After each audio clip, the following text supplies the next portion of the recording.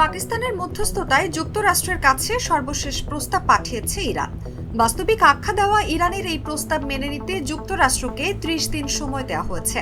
এই সময়ের মধ্যে যুদ্ধ বন্ধ করার চুক্তি, অবরোধ প্রত্যাহার এবং হরমুজ প্রণালী খুলে দেওয়ার বিষয়ে সমঝোতায় পৌঁছানোর আহ্বান জানিয়েছে ইরান।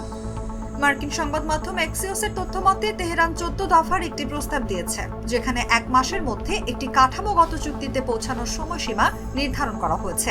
এই চুক্তির আওতায় থাকবে যুদ্ধের সমাপ্তি, যুক্তরাষ্ট্রের নৌ অবরোধ প্রত্যাহার, হরমুজ প্রণালী পুনরায় উন্মুক্ত করা। প্রস্তাব অনুযায়ী এই প্রাথমিক চুক্তি সম্পন্ন হওয়ার পরই ইরানের পারমাণবিক কর্মসূচি নিয়ে আরও ১ মাস ধরে আলাদা আলোচনা শুরু হবে। এদিকে তাসনিম নিউজ এজেন্সির তথ্য মতে ইরান পাকিস্তানের মধ্যস্থতায় যুক্তরাষ্ট্রের ৯ দফা প্রস্তাবের জবাব দিয়েছে। এতে মূল গুরুত্ব দেওয়া হয়েছে যুদ্ধের অবসানের উপর। যুক্তরাষ্ট্র তাদের প্রস্তাবে ২ মাসের যুদ্ধবিরতির কথাও বললেও ইরান জোর দিয়ে বলেছে এই সমস্যাগুলো ৩০ দিনের মধ্যেই সমাধান করতে হবে।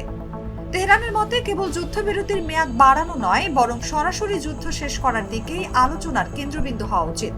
পারমাণবিক বিষয়টি নিয়ে আলাদা পর্যায়ে আলোচনার পরিকল্পনার কথা জানিয়েছে ইরান।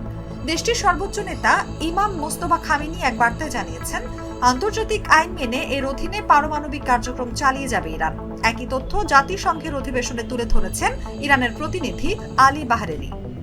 ইরানের লিগ্যাল মেডিসিন সংস্থার তথ্য মতে ২৮ ফেব্রুয়ারি থেকে ১০ এপ্রিল পর্যন্ত সংঘাতে মোট ৩,৩৭৫ জন নিহত হন, যার মধ্যে ২,৮৭৫ জন পুরুষ এবং ৪৯৬ জন নারী।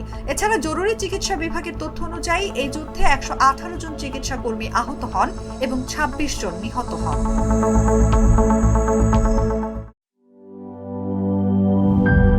গ্লিটারের টুইন লেমন ও অ্যান্টিব্যাকটেরিয়াল ফর্মুলা বাসনকে চকচকে জীবাণুমুক্ত করে আমাদের দেয় গ্লিটার গ্যারান্টি।